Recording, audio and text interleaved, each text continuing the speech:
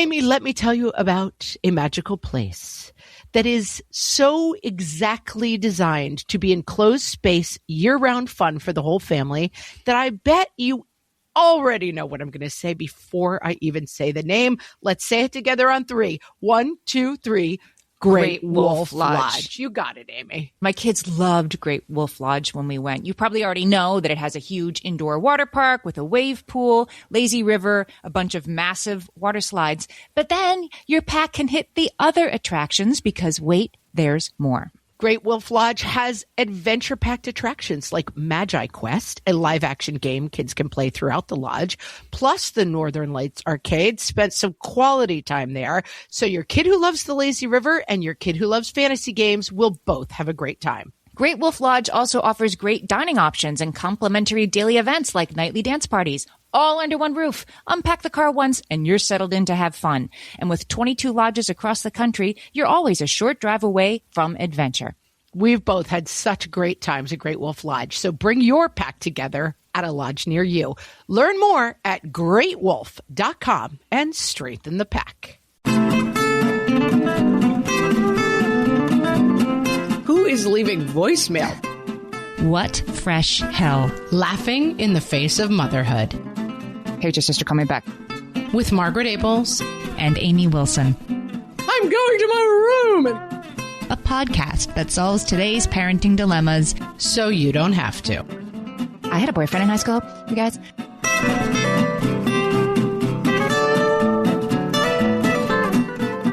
Hey, everybody. Welcome to this episode of What Fresh Hell? Laughing in the Face of Motherhood. This is Amy. And this is Margaret. And this week, Amy, we are talking about better then or better now. Amy, you know that we're oldie-loxes. Yes. I think if people know one thing about us, it's that we like to know that we're old. Wax rhapsodic about Duran Duran and whatever. If one can wax rhapsodic about Duran Duran, and we can. And we do. So we talk a lot on the podcast about like, oh, back in our day, this was blah, blah, blah. So I thought it would be good to do an episode where we actually examine the things we're talking about and decide once and for all, like, were these things really better, or do we just have an idea that they were better because we don't really remember them that well? Right. Not everything was better when you went outside to play and came home when it was dark outside. That was better, but maybe some other things around it were not better. Yeah. And I do think there's a mythology that sprung up that's like, it used to all be so much better, and maybe not. Let's examine. Okay. All right. I mean, you went to our Facebook page at facebook.com/whatfreshhellcast to sort of group think this. Is that right? Of course. I put a post up saying like, guys, let's weigh in. And one thing I liked is like, we did get some better nows because I feel like, again, like we're a little stuck in this idea of like, oh, everyone used to be so free and happy and now life is a misery. Mm-hmm. Not wrong, but maybe not exactly perfect. So we're going to take it topic by topic, Amy. Okay. And I'm going to start us off. I'm going to just come in with a big overarching. I want to throw this out to you. Was it better then or better now? Okay. And the topic is marriage. It's a big one. Yeah. But I think it's changed a lot between our generation and our parents' generation. So let's just say when we're talking better then, we're talking like 50 years ago. We're not talking like the Stone Ages. We're talking back in the day. So my mother was pregnant with me and says that she knew I was going to be a performer from the moment that she went to see Fiddler on the Roof on Broadway. And I was like dancing a jig in her womb the whole time. Every time the orchestra started up, I'd start moving. So the story goes, she knew I was born to be on the stage. There's a song in that show called Do You Love Me? This is an oldie-lox alert, clearly. Back in my day, the sort of old Orthodox Jewish couple with a huge family who've been married forever and probably got married when they were 13 or something, right? So they're old, as in like in their 40s. Right. They're old. They're probably like 42. Yeah. Yeah, exactly. Imagine like J-Lo playing these. No, J-Lo is in Hustlers, and like this is about hideously old people who are right. Exactly. So the hideous old couple. And the husband says to the wife, do you love me? And she's like, what? Why are you asking me that? I had your children. I did this. I cook. I clean. He's like, I know, but do you love me? And they go back and forth. And the joke at the end of the song is she says, I suppose I do. And he says, well, I suppose I love you too. And that's as close as they get to saying it, ever in their lives. But their fondness for each other is evident. And it's sort of like, what is there to fight about? You do this, I do that.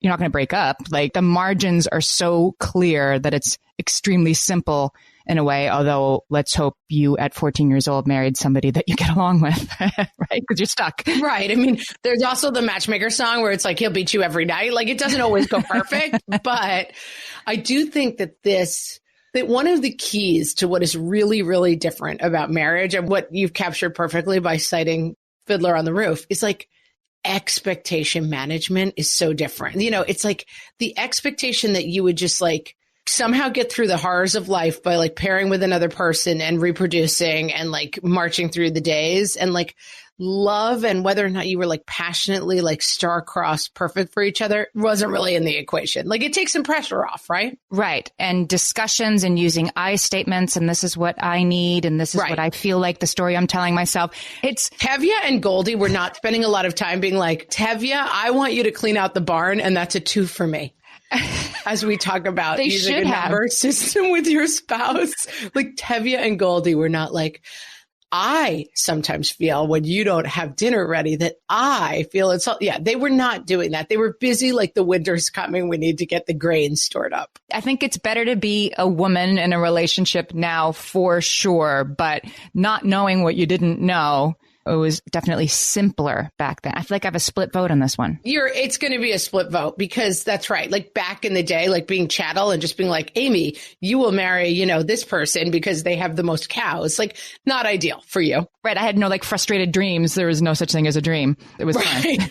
Right. I mean, that's the sticky wicket, right? Like if you have no dreams, you never feel disappointed, but is it better? I don't know.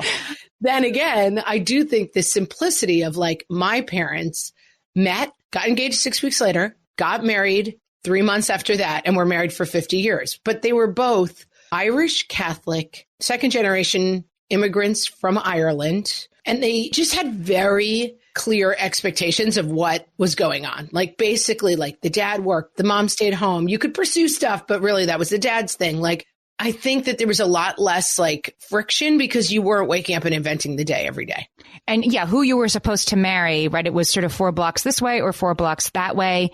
My mother-in-law tells the story of her grandmother not thinking very highly of her bringing home a fellow who was Irish Catholic instead of Italian Catholic. Oh, we had that in my family. Huge scandal. Yeah. Like that was a big like, whoa, can this work? He's from another parish, which was like you could hit it with a stone. Oh, the same thing. I mean, it's lore in my family the day Aunt Lucille brought home an Italian. It was like, wait, what? This is insanity. Yeah. So, okay, split vote on that one. I'm going to say split vote. Like a lot of the things of like, I think of my parents and I think of my friend who's like African-American guy from the kind of inner city Philadelphia who married like evangelical Christian from like a hippie town. And it's like, they have to start every day being like, what are the rules? Like, yeah, like there's just no roadmap at all, which in some ways is exciting, but in a lot of ways, like I think it's a little bit easier to be like, we know the answer to 10 of these questions. We're only answering the 11th every day. Whereas my friend is like, we have to answer 11 questions every day when we get it. Yeah, that's really interesting. Not better, not worse, but like... But surely different. Surely different. And I think a lot of the like pathosy, anxiety-ish, like, wait, what's it all about? I don't know if I'm totally self-actualized is from this problem of like, you can have anything you want, which is good. But on the flip side, you can feel kind of disappointed by it. All right, let's pick another one. This is just a fun one. Rosie from our page says, we miss our Blockbuster ritual of movie night. There was something way more special about driving to the Blockbuster and browsing the rows of movies to go with your popcorn and candy rather than mindlessly scrolling through Netflix. Although this is a very different topic, it points to the exact same problem. What is that? What's too many choices?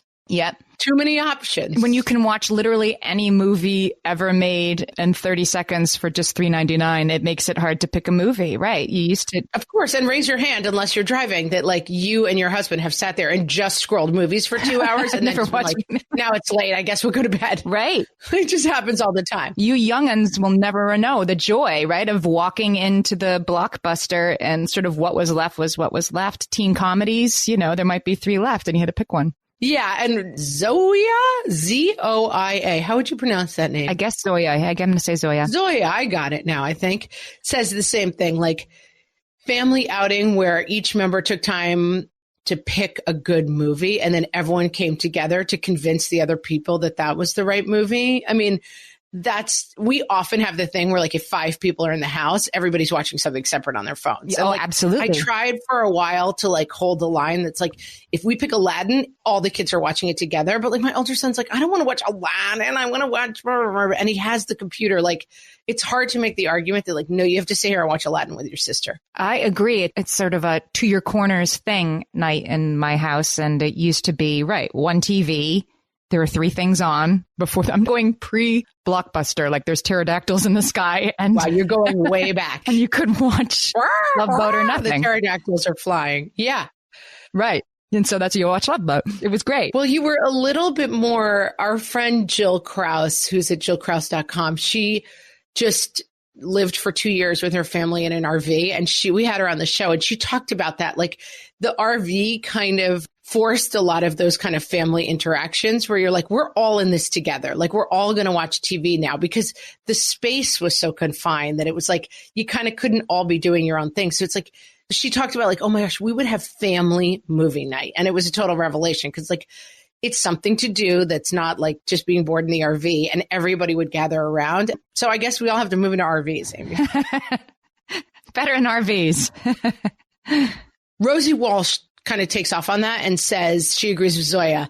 I agree. It kind of goes hand in hand with having to walk down the street and knock on your friend's door and ask their mother if they can come out and play. Yep. I mean, that's technology, right? Like it helps with a lot of things, but it's kind of isolating technology, you know? It was, yeah, different when the only way you could tell if somebody was home were the bikes on the front lawn, right? Or by saying in the town where I grew up, kids would just stand outside somebody's house and they'd say, hello for Amy. They'd yell like that. Like you couldn't knock on the door. That wasn't cool, but you couldn't just text them and say, come outside either. So it was hello for blank. And yeah, you love hearing that stuff. I'm like, you just had to wonder if somebody was home and then hope they'd come outside, because you weren't going to knock on the door and talk to their parents. Of course, they would never talk to anybody's parents either. That part they understood, just that you had to yell up to their window instead of texting saying, I'm downstairs, come out. Gretchen has a really funny take on this, which is being able to call someone 87 times and they didn't know you'd called. Like if you had the boy from school, like you would call and then hang up and call and then hang up, and like they had no idea how to know. This is like way back in the day before, I think there was something called star 69 or something. You could check who had called you. You could hit on your phone star 69. It would tell you who had called last. But like before that, you could just operate with complete impunity. You could prank call people. Sneaky drive-bys and prank calls were more fun than social media. Yeah. Prank calls. Yeah. The idea that you would answer the phone and not know who was there. You just had to answer, right? I mean, I guess telemarketers weren't really a thing yet, so that was better then. But the idea that you just had to pick up the phone and wonder who it was, I'm going to say that was better then. It was exciting. It was like getting a letter. I mean, it's so exciting. It's not like an email. Mm-hmm. Yeah. My brother in the day used to answer the phone. We were taught as children to answer the phone. This is Margaret speaking. And he would answer the phone. This is John speaking. And I still call him sometimes. And he's like, this is John speaking. And I'm like, you have caller ID. You know, it's me now. Like we can drop this. We don't have to do this anymore. My ringtone has already indicated that it's your sister. So just, yeah, you know who it is. Start talking. Yeah. And the thing is, I was saying to my sisters recently that like somebody called me and they said, your voicemail is full. To which I responded, what is voicemail? Like, who is leaving voicemail still? Like, is this build a fire and like go live outside voicemails? And I checked my voicemails and every single voicemail was this voicemail. Yo, it's your sister. Call me back. From both of my sisters 400 times. And I said to my sister, I'm like, I think we can drop the voicemail thing. I think we can just agree as a community of sisters that when I see your name on the phone, I should call you back. Like we don't have to leave the message. It's like, call me back anymore. We could skip it. Yeah, I haven't fully adopted that yet, but I am definitely with you on there shouldn't be voicemail anymore. Although that's so sad. Like someday these voicemails would or should be precious to you, but not if it's 200 versions of, hey, your sister, call me back. Like that is not something you'll treasure someday. Yeah, there's no way to sort through that. No, there's no treasuring voicemails. Just let go of that. Your great grandchildren will listen to the MP3 of you saying, yeah, it's your sister, call me back. Like, yeah, no, they won't. You hear that again? Oh, that's really her. That's like the kind of line of thinking that leads to hoarding. Like, no, delete the voicemails. Krista also has a really funny take on this. Phones were better before only because you could slam the receiver down to make a point. Hitting the end call button just doesn't do the job. She's not wrong. Yep, like slide, I'm mad at you, right? Right. It's just not the same to be like, I push this button off. I just don't think people hang up on each other anymore. It used to be like back in the day, you had these like heavy plastic phones with heavy plastic, what do you call Receivers. the receivers? I believe that's called a receiver. It is. And like the only place you could still see these in movies where people are visiting people in jail, like they pick up that heavy handset and they talk to each other. Like that's the only place this still exists. And you can still see it in jail movies sometimes where people are like, I'm disgusted with your behavior. They slam down the jail receiver. But like in the old days, you could do that like 3 times a day. And it was I think as a nation, we probably have a lot of built up stress because we do not have the experience anymore. You said this about your house. You have like pocket doors. Like if you slide a pocket door, it's not the same. Every once in a while, my tween will really get into it and he'll do a real operatic performance and be like, I'm going to my room. And he'll storm up the stairs, and we have really cheap doors. They're made of like balsa wood basically, and he'll slam it. And even that is not as satisfying. We used to have like really big oak doors in my old house. Boom. You could really make a point with those. They don't make them like they used to. No, that was better back. Even doors were better back then. You know what else was truly sort of better back then was the sort of single tasking nature of the phone. So I would talk to my boyfriend every night, right? And when I was in high school. Amy's just pointing out she had a boyfriend in high school to make you guys feel a bit worse. I had a boyfriend in high school, you guys. But anyway, it was, with the curly Q thing, cord. The cord, right. So the phone would be for me. And I mean, I tied up the phone for hours each night. And people would get a busy signal when they called your house. And people get a busy signal when they called. But I mean, so I would walk around from our kitchen around to the back steps that went up to my room as far as the cord would stretch, which was, you could get these cords to stretch. Oh, you could get like a 50-foot cord. Yeah. Right. So they started being pretty saggy, and it was the kind of cord I could stretch all the way around and up the stairs towards my room, although not all the way to my room. And I would sort of crouch on these back stairs in the dark and talk to my boyfriend or just listen to each other breathing for like 2 hours. And I don't know when I did my homework, but I just did that. I wasn't also scrolling Instagram. I wasn't also like loading the dishwasher. I did one thing. And I feel like even my mom, who had a lot to do at all times, I feel like she still kind of sat down at the table and talked to somebody on the phone when they called. Like she'd catch up with somebody. Yeah. Now I have like the AirPod bud in my ear and I'm like doing 65 different things and I'm barely listening. This is the most like recording with you. This right now is sort of the most single tasking thing I do ever in my life now. It's amazing. And like sometimes I get a little jittery. I'm like, should I check Facebook while Amy's telling this long story? Like it is funny how like you're so instinctively like, wait, we're just going to sit here and talk to each other? Yeah. There must be something else we could be getting done. Yeah. Podcasting's better now because it didn't exist then, but this is sort of what it was like then. It's so much better. All life is better now because you have the What Fresh Hell podcast. That's right. You didn't have it back in the day. All right. We'll be back with more Better Then or Better Now. For some of us, tax season is one of the only times that we look at our finances fully. And once it's over, well, that was terrible. And it is completely understandable not to want to think about it for another whole year. But using Monarch and being intentional with your finances in an ongoing way helps you see where your money is going and how you can put your refund to best use. We are here to tell you, simplify your finances with Monarch. Monarch is the all-in-one personal finance tool designed to make your life easier.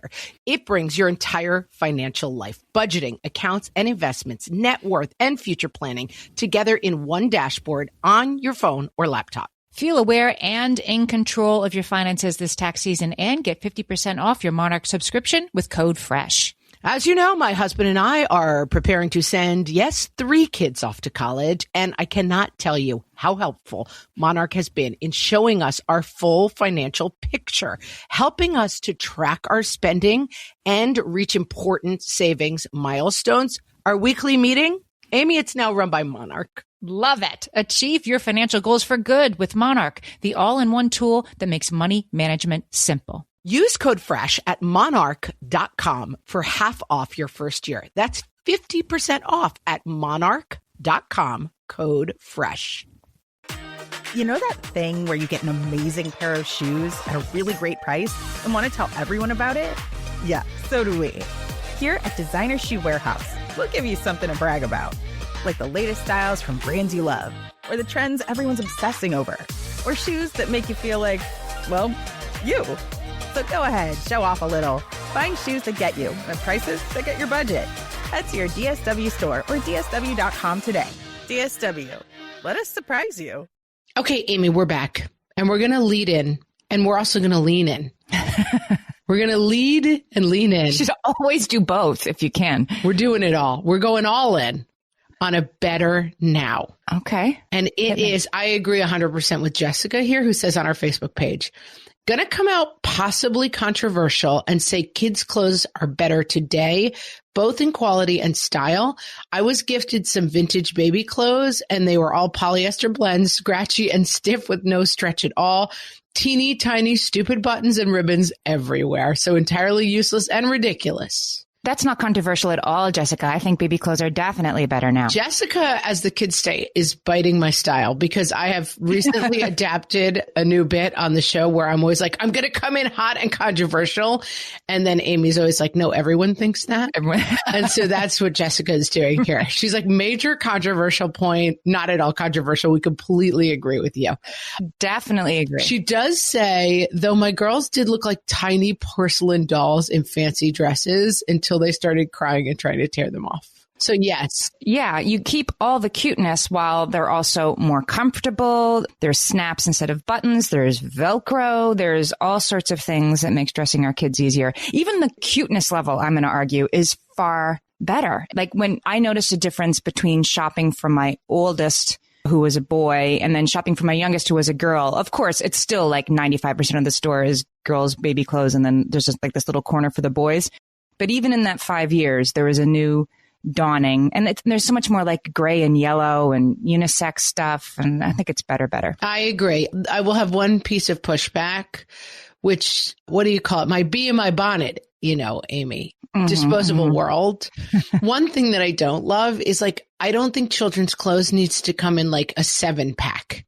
You know, like you get the little leotard thing and it's like, you get 12 of them. And then like 6 people give that to you. You have 36 of them. Like we don't need that many changes of clothes. It's disposable world. All that fabric is going to exist. The one thing that is the positive is I remember like I was babysitting my nieces and nephews, my sister-in-law's kids. And one of the kids was toilet training and had a really gross accident. And I was just like, oh, I had no kids. I was like a college kid. I was like, this is the most disgusting thing I've ever seen. And I'm in college. So I grabbed a scissors and I cut the outfit just off of him and threw it away.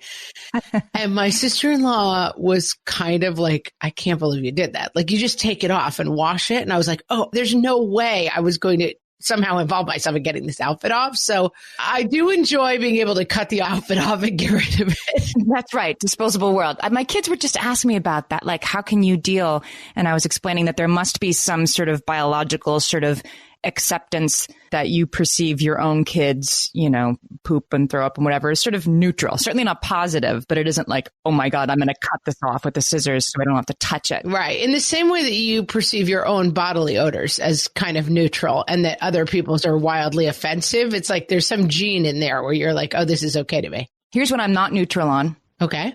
Maternity clothes are better now also. 100%. My sister sent this in. She says maternity clothes are definitely better now from what envious older women have told me. For sure. Because there's Lycra now. Right. You look like a regular person. Yeah. It's stretchy. I'll tell you the problem with maternity clothes. Getting out of those maternity pants. My same sister-in-law came to visit me when my babies were like 8 weeks old. And she's like, let's fold up all your maternity stuff and put it away. And I'm like, no, it's very comfy on my poochy belly. And she's like, no, you got to get rid of it because if you don't get rid of it at 8 weeks, you'll be in it 5 years later. And she's not wrong. You do learn from maternity clothes. Speaking of disposable world, I mean, I had 2 pairs of pants and I wore like Monday, Tuesday, Wednesday. Like I just kept switching my 2 pairs of pants. I wore them for 6 months and then I never wanted to look at them again. But I did realize I needed 2 pairs of pants, not 20. Yeah, I mean, I have that thing where, you know, what is it now? 7 years out from having my last baby. I'm still like roughly 3 months pregnant. Like I just have the like belly that is just hanging with me, you know? Better now. The belly is a little better now. Belly is very yummy now. But I do think like those pants, I just recently bought a pair of pants And they're like, just because the way the line is, they have like a lycra top, like a small, like 2 inches of material. You know how you have that like 6-inch big lycra stretchy panel when you're pregnant? This had one of those, but it was only like 2 inches. And I was like, oh, these are like mini maternity pants. I love them. I'm wearing them for Thanksgiving. Well, here's why else maternity clothes are better now, I think, is maternity clothes aren't that different. You can just wear like leggings and long sort of tunicky tops, and that's what people are wearing anyway. Like my mother, I remember her wearing just the triangle shaped top with the bow at the neck just to completely infantilize her. Like that was what was available. Well, if you really want to go down this rabbit hole, Google pictures of Princess Diana, Harry, and William's mom when she was pregnant, because she's like the princess, you know, like she's supposed to look like the best of anywhere in the world. As good as anybody could. Yeah. And in every picture, she's wearing like some version of like a giant floral potato sack. Like it's basically like a piece of fabric just tied around her neck and then just going out in every direction. Because like somehow if you saw the outline of a pregnant belly, you would be like scandalized into thinking that. I'm going to come in controversial, but I do feel this way. I think mom bathing suits were better then because they were certainly horrible. Like the skirts, you know, like everybody had basically you had on like an outfit. You had on like a shorts and a top, right? But that was what everybody wore. Like the idea that you were supposed to look like J-Lo after 3 kids, nobody did. Nobody cared. Everybody wore sort of, you know, those maillots, those one pieces that provided lots of coverage and weren't particularly flattering. And that's what everybody wore. That's what I remember my mom and her friends wearing in the 80s, like looking hot at Lake Hideaway was not really part of the equation in a way. It wasn't part of the expectation. Yeah, in a way I think that was kind of good. We're back to our theme, maybe expectation management. Many of these things, it's the old double-edged sword, our old friend, because on the one hand, there's cuter swimsuits, but on the other hand, there is some expectation that like you will look like Gwyneth Paltrow or J-Lo when you're 50. Yeah. And that does feel kind of like, wait, do I want to engage with that? Not really. I'm not sure that is better now. Yeah. But I will say you can just let yourself off the hook on that one. I just rock like some sort of Speedo with a little skirt over it and I'm done. Nobody's looking at me. Who cares, right? Yeah, we should go back to the time of who cares who's looking at us. I think that was better. Yeah. We did a great episode. You should go back and listen to it called Let's Not Care What We Weigh. And it's like, you can just do this in your mind. You can just actually free your mind.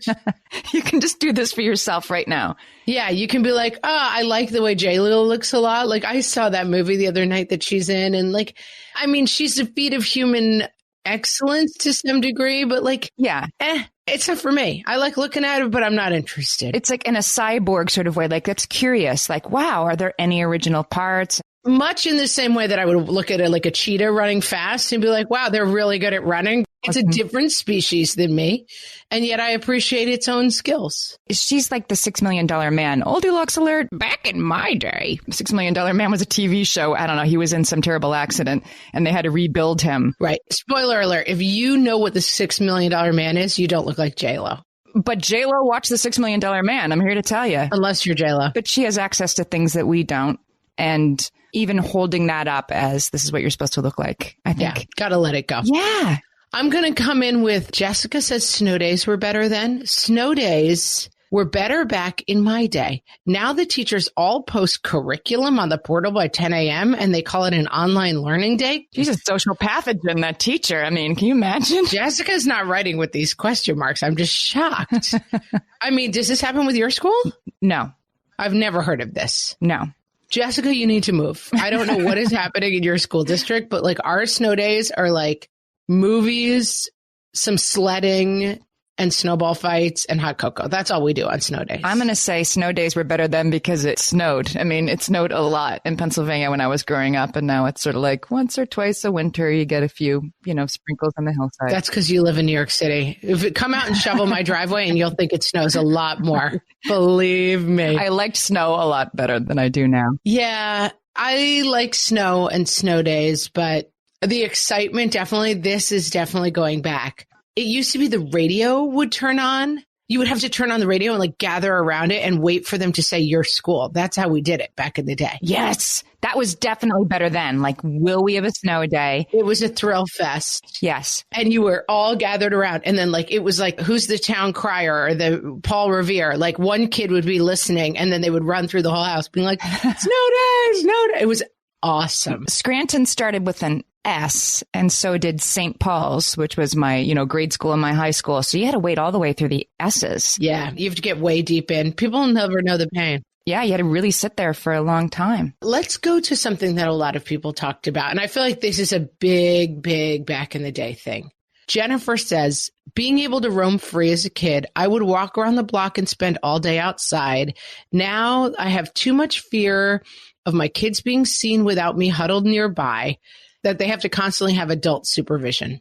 So she's worried that people are going to judge her. Like it's like a parenting with an audience thing. Like you have to be around your kids, even though you wouldn't because somebody else might have a problem with it. Yeah. And I think in the bigger picture, it's this that everybody talks about all the time, which is like back in our day, we roamed free. We had no parental supervision. It was just stickball in the street all day and play until the lights came on and no one knew what we were doing. And there was no such thing as play dates. And like back in the day, everything was amazing.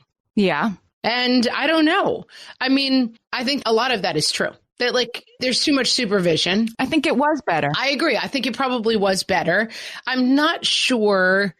I think my guess is it's probably one of those things where like the complete romanticization, is that a word, of it? Yes. Is probably not as accurate as we remember, but definitely like unstructured free time and playtime. Probably better then. It was also lots more kids got hurt and like we don't think about that part of it. But it's a part of like growing up. My kids, my boys go to a sleepaway camp in the summer and now I'm literally paying for them to have the experience. They have a time each day. I think it's like 4 to 5:30 where they have to be doing something and counselors are around to make sure like nobody like loses an eye, but they do not lead or engage in the activities. And they might participate if the kids want them to, but the kids are driving, let's play wiffle ball and that whole thing where it's like, that's foul, that's fair. Okay, well, you got the last one, so I'll get this one. That experience of making up your own game and self-reffing and compromising is something that I have to like pay for my kids to have 3 weeks a year. For me, and I pay for it a little bit, is Boy Scouts. Same thing. Like, It's led by the bigger kids. The younger kids go. They all do stuff together. It's camping. It's all this stuff that's like, hey, let's work this out. Let's figure out like how to put the tent up. Okay, it's just us. There is a flip side, which is like there's lots of reasons why this stopped. One of the biggest reasons that like transformed our world, one of which was television, but another one, and I was reading this article about it was so interesting, talking about air conditioning. That like it used to be like the whole neighborhood was always outside all the time. Everybody knew their neighbors because you were sitting on the stoop trying to cool down all the time.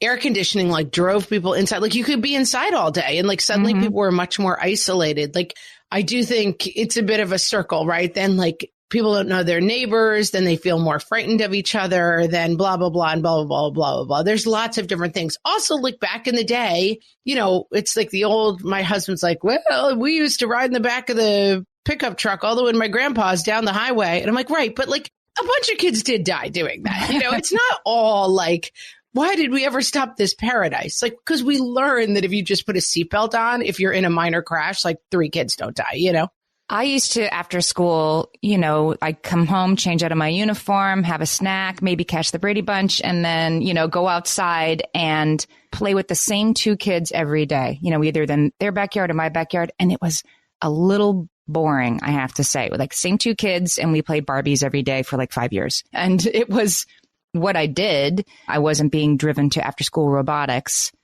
It wasn't awesome. It was just what we did. And we had so much less homework that we had really time to just lie around. But it wasn't awesome, but it was relaxed. Let's put it that way. Homework, we don't even have to have a long discussion on. Homework better then. Like no homework was much better. Homework was better then. Much better. My kids are like definitely like 4 years ahead of where I was at their age. Like my kids are doing college work in high school. My daughter's doing high school work in middle school, at least compared to what I was doing. And I was a smart kid who did all my homework. It's crazy to me how much more sophisticated and lengthy their assignments are. Well, you were talking before about being on the phone with your boyfriend. It's like, well, when did I do my homework? Like, right. When did you do your homework? Because every single night, like sometimes if the kids play for an hour after school, which they sometimes want to do, which I love, they're just like playing with their friends. It's a great time for them. Then they come home. I usually let them have 45 minutes of screens. Now it's like 5:00. Like we're getting into the dinner hour. Then it's like, when do you have time to do 3 hours of homework? My kids go to bed at 7:30. Your kids go to bed at 7:30? That is, you are holding a good line there. I'm holding a tough line. I mean, my God. My youngest is 11. Same grade. Margaret's oldest. Anyway, when do you think my youngest goes to bed, not 7:30? Well, because I hold the line, because I can keep my oldest. It's when your oldest goes to bed that everyone goes to bed, basically. Mm-hmm. And that's the trick. Like come back and talk to me when my oldest is in high school and maybe my youngest will be going to bed a lot later.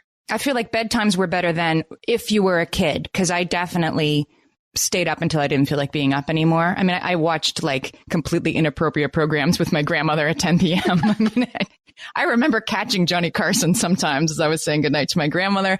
It was just sort of like, whatever. You know, there wasn't this like, you have standardized testing every Wednesday, so you have to be in your bed with your eyes shut by 8:15 or else you'll never go to a good college. All that stuff just didn't exist back then. My thing with bedtime, because people are often like, wow, you keep your kids on a strict bedtime. My thing with bedtimes is I can't survive the day if I don't know when it ends. Like I need to know that by 8:00 I'm off duty. And so they're upstairs and they're not my problem anymore. Well, it's like you can shift it. So now I have like morning time to myself. Like my house is quiet now, like on weekends until like 10, but you're not a morning person. So, but that's another discussion entirely. All right. We're getting back on topic with better than or better now after this. Amy, when I'm having a good hair day, it usually makes my whole day better. And that's why on every day, I'm taking Nutrafol. Nutrafol is the #1 dermatologist-recommended hair growth supplement brand. And it's the #1 hair growth supplement brand personally used by dermatologists. Nutrafol's hair growth supplements are peer-reviewed, NSF certified for sport, and clinically tested. Nutrafol offers multiple formulas for men and women tailored to different life stages and lifestyle factors, so you get support that's actually right for you. Adding Nutrafol to your daily routine is easy. Order online, no prescription needed, with automated deliveries and free shipping to keep you on track. Let your hair be one less thing to worry about. See visibly thicker, stronger, faster-growing hair in 3 to 6 months with Nutrafol. For a limited time, Nutrafol is offering our listeners $10 off your first month subscription and free shipping when you visit Nutrafol.com and enter promo code LAUGHING. That's Nutrafol.com, spelled Nutrafol.com, promo code LAUGHING. All my kids learned to swim when they were little. It was super important to me that they be confident and safe in the water. There was only one problem with that: taking them to swim lessons. I mean, the pools were freezing. There were always cranky adults doing laps right there. And it was definitely not, for any of us, what you would call fun. Amy, heard. But now there's Goldfish Swim School. Goldfish takes a really thoughtful approach to swim lessons, combining research-based teaching with a warm, kid-friendly environment that actually helps kids thrive in the water. Every detail at Goldfish is thoughtfully designed to create a golden experience, from shiver-free, warm indoor pools to comfy waiting areas for parents to professionally trained lifeguards on deck. Goldfish uses an approach called the science of swim play, which combines guided play with proven teaching techniques to help kids learn to swim, build water safety skills, and gain confidence, all at their own pace. Lessons are designed to meet kids exactly where they're at. If you've been thinking about swim lessons or just wondering where to start, this is a great opportunity. Right now, Goldfish Swim School is offering a waived membership plus your child's first lesson free at participating locations. Just visit goldfishswimschool.com/free to find a location near you and enroll using promo code FREE. That's goldfishswimschool.com/free, promo code FREE. Okay, today on the podcast, we're talking about whether things were better then or if they're better now. So I figured we'd talk to some people from now to see what they think.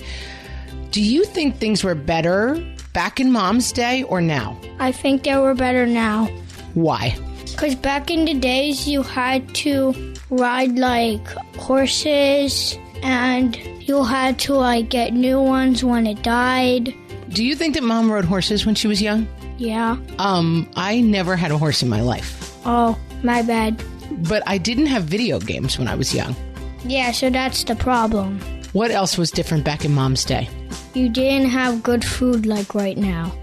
Like, what's good food that I didn't have? I had Twinkies, dude. Did you have, like, pizza? I mean, I definitely had pizza. It wasn't that long ago. What do you think was different back in Mom's day? There were no buses and you had to walk everywhere. I mean, we had buses. How old do you think Mom is?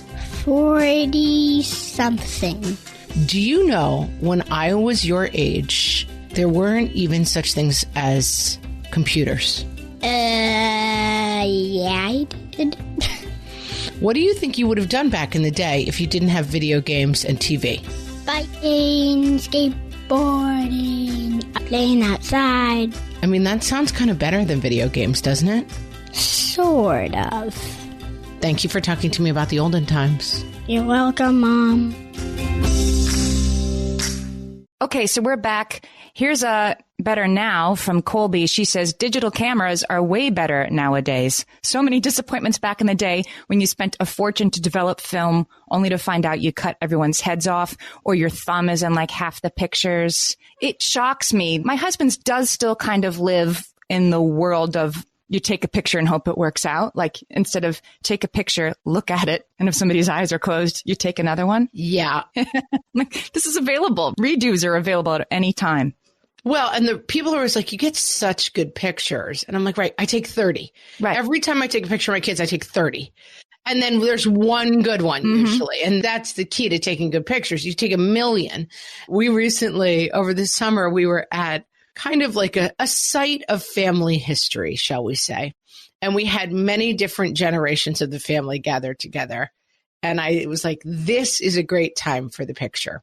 And so I was lining up the picture. And then this woman was walking by and I was like, would you just take it for us? Because I want to be in it. It's like the family site with all the family members of the generations gathered. Here we go. I said, we'll take a couple. Well, take 10, let's say. Take them. We say goodbye to everyone. We all go off in our different directions. And I got back home like that night and I was like, oh, let me look at the pictures. And her thumb was in front of the lens in every single one of them. Oh, no. And I was like, this is like the old times. Like I should have checked. Usually you just turn around and look, but I was busy saying goodbye to the family, whatever. I was dying laughing. I mean, and what's really awful about it is her thumb was only in like a third of the picture. So you could see how good the picture was, except for her giant thumb was in. Like it was torture. Oh my God. I mean, back in the day, like you have like framed photos that were terrible photos where somebody had their eye closed or whatever, because it was sort of what you had. I have so few pictures of my high school and college years because yes, you'd take the film to be developed. Half of them would just have like a huge like sunburst in the middle of them and you couldn't even see what it was supposed to be a picture of. Right. But you would put it in the album anyway. Yeah. You'd be like, all right, if you could see someone vaguely in the background, you'd be like, we'll just put it in. And now that you have, I'll tell you what else is better now. The phone, just that you have your camera, your video camera, like that it's with you all the time.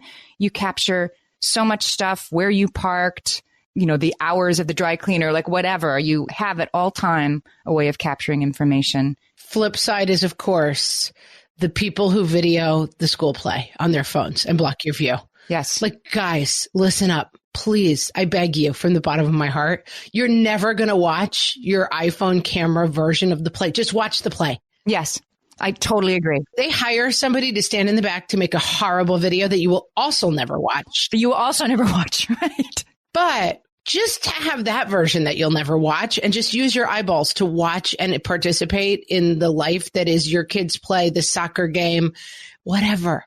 We don't have to be documentarians of our entire lives. You're not Ken Burns. Relax. Just try to live a little bit more outside of the camera lens. I say this for myself. I'm not just yelling at you, although I do like yelling at you. I do remember when the phone thing sort of came online, like my first kid, no cell phones. Like if I went to the playground to push him on the swing or whatever, I, had to stand there like a loser and maybe talk to somebody. And then when my second kid was born, the horror. There was like Palm Pilots and Trios and that kind of thing. So you could check your email while you were at the playground. And I loved it because it's so boring sometimes to stay. I mean, it's a New York City or a big city particular thing, I guess. Like we don't have a yard, so you have to take your kids somewhere to play and then stand there.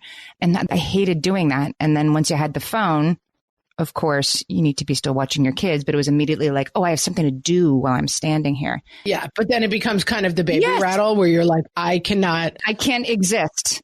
Like, I can't be in an elevator. God forbid I'm in an elevator and I have to not look at my phone for 2 seconds. And for like the third floor, you better have a phone to look at. Yeah. Yeah. It really is like you're just like a rabbit after the pellet all day. And you know what else is better then is an elevator without a TV in it, a gas station pump without a TV on it. The taxi drives me crazy. You get in, it's like, hey, I'm Jimmy Fallon. And I'm like, Jimmy Fallon, listen, I like you. You do good work. But right now, I'm just trying to get to the doctor. Shush. Yeah. And they have touchscreens where you can mute it, but none of them work. Right. And I think this is totally built in. Like, oh, do you want to listen? Like, no, I already muted you and I'm going to mute you again. And like, no, but you might want to listen. No, I don't. Yeah, it's definitely like WALL-E, you know, the thing where like everyone go to space in your face or whatever. It's like there's just, you know, there's video screens everywhere just playing messages at you. It's like, you know what else I hate? I'm going to say was better than airplane announcements, like fasten your seatbelt. It was better when the flight attendant stood in the middle of the aisle and told you how to do it. Now that they have these like, oh God, the mimes. Yeah. Like the videos that are trying to be funny, played at like deafening volumes. Maybe your baby like is finally falling asleep on the plane. You haven't even taken off yet. And then it's like, welcome. It's the wacky fasten your seatbelt videos need to go. That is bad. I'm not a huge fan while we're on this topic. Better than when you just got out of plane and flew. I don't need a comedy show from the people. Mm-hmm. I just like to get on and go to my destination. Bit of a nervous flyer. I'm like, just put me in my seat and act competent and get us there. I will say, Amy and I were recently on a flight together and the pilot came out and he was like, here's what we're going to do. We're taking off. And I was like, I want this on every flight. Like the competent looking pilot being like, here's the plan. And then he gets in the cockpit. I was all for that. He was so handsome. We were like, whoa. I'd rather have that than like, he was also very hunky, which didn't hurt. I was like, oh, Captain Justin. Let me take us in a different direction because I think this is an interesting one. Mira says, better now. Much more tolerance and understanding of diversity now. Much better for kids growing up to understand that people come in shapes, sizes, and colors and genders and sexualities, and that's okay. Still a ways to go, but progress on acceptance and tolerance has been made. And there's a sympathetic voice there for anyone growing up and feeling different. Diversity is much better now. I like this one. Smart. Yeah, kids are allowed to be who they are. Bullying, sort of actively bullying is seen as in very poor taste, I think, by the average 10-year-old in a way that it was accepted 30 years ago. Yeah.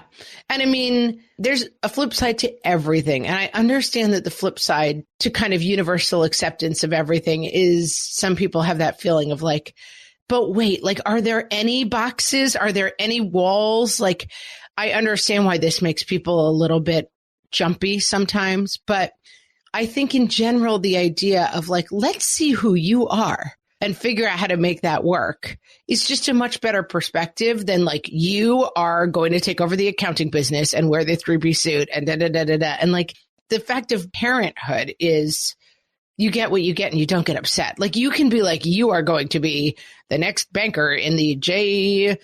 Randolph Trust. But like, if you get a guy who's wants to be a ballet dancer, like he's never going to be a good banker. Like it didn't work. I always say to my kids, I felt like when I was in high school, there was sort of one way to be a cool kid.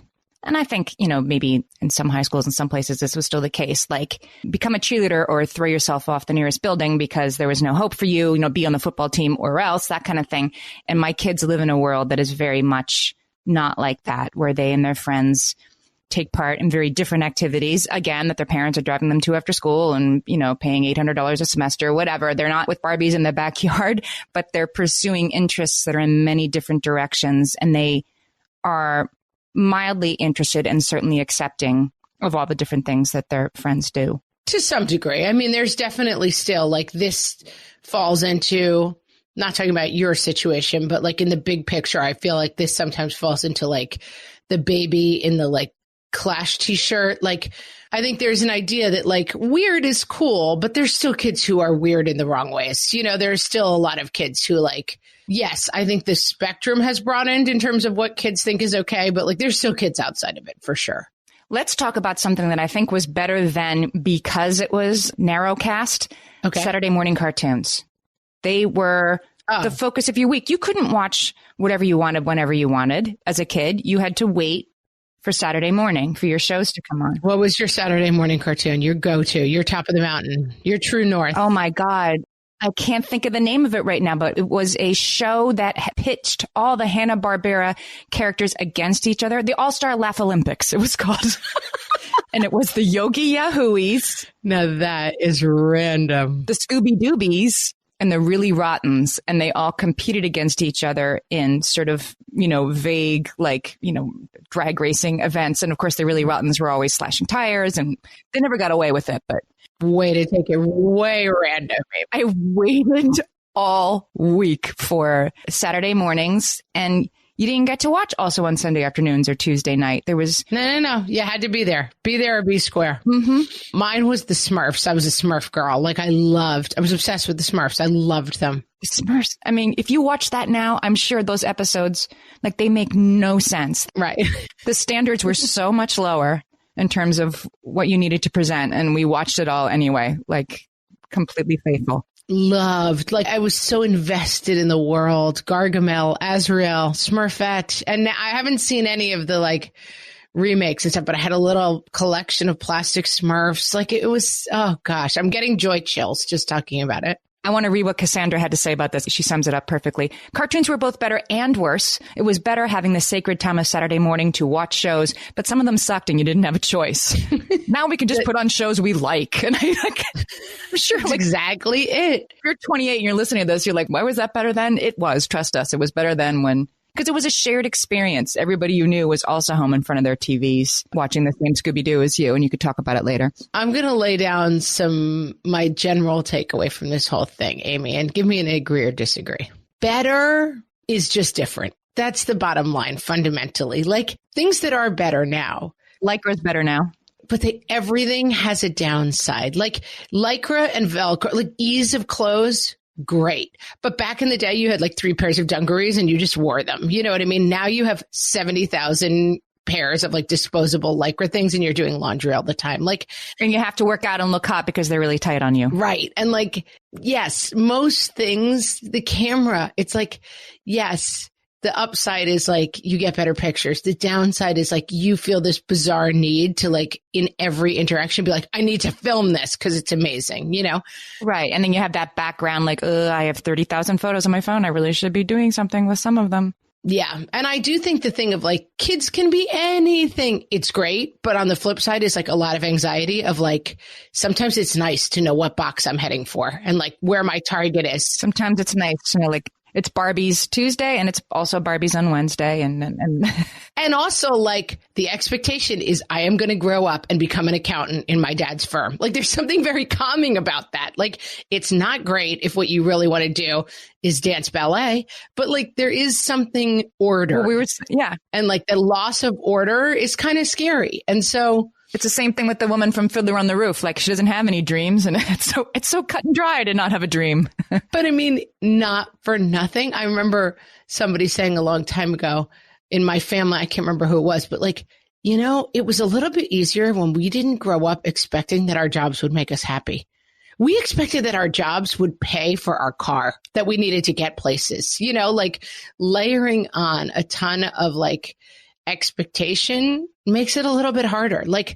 It's not just about going to the widget factory and making your widgets and coming home and paying for the car. And then once a year, taking the kid family to Disneyland. It's no, this is supposed to be an expression of your inner self. And it's supposed to be the fulfillment of who you want to be as a human. And it's a lot, people. I want to give one more because I think this is an important one to remember too. Suzanne says it's easier to drive yourself crazy with bonkers internet searches. Now I'll play both sides of this because I will definitely play the do the internet search, mom, show up at the doctor's office, knowing what your kid might be exhibiting.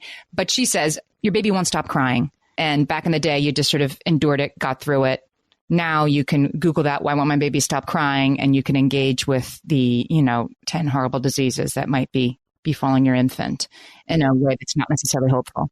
Yeah, no, for sure. And you can also look at everybody's Pinterest birthday parties while you grab a sheet cake from the store and feel like a loser. The internet it's the perfect encapsulation of the point I was just trying to make. It's better in a lot of ways. There's a ton of information, but the other edge of that sword is like, oh, I thought my kid was having a good time at the birthday party where like Uncle Fred came over and we blew up some balloons and I gave him a sheet cake. But now I see that what I really need to do is recreate my entire house as Hogwarts and have like dragons flying around the backyard and rent a train that takes them on the Hogwarts Express, or like that's and enough already. Like, relax. Go back to your sheet cake. You're fine. Keeping up with the Joneses used to be like the people on your block. Literally the Joneses. And maybe they were losers. Right. You know? Maybe. Depending on your neighborhood. Maybe you really had it easy. Right. Now you're comparing to literally anybody who's ever thrown a Harry Potter birthday party. Literally. That way madness lies. And like some of those people have a staff, you know? And some of those people have like a set decorating crew. Amy, I'm just going to say it. We solved it. Did we? We did, because we know that everything that's better is worse and everything that was better was worse. Okay. Right. And better. Yeah. That's the thing. Yep. We can wax nostalgic about the past, or we can enjoy the comforts of today. I think we yearn for the simplicity and fewer choices of the past in a lot of ways. And as you said, what did you say about deciding not to care about what you weigh? You can make that happen right now. Like, that's available to you. That option is always available to you. Less is always available to you. Thank you for letting me know that. You're welcome, Amy. And guys, we want to know what you think is better then, what you think is better now. Come see us on our Facebook page at facebook.com/whatfreshhellcast. You can also find us on Instagram at whatfreshhellcast. We'll definitely put up some pictures of some better than questionables. Sure. And you can find us on Twitter at WFH Podcast. And as always, you can find all our episodes, all the research we usually do, all kinds of stuff on our website, which is whatfreshhellpodcast.com. Guys, go tell a friend about What Fresh Hell. Help us to find some new people. Leave a review on iTunes. Help us to find new people. It's better now that there is What Fresh Hell Podcast. That is better now. You can review us away, guys. And we'll talk to you next week.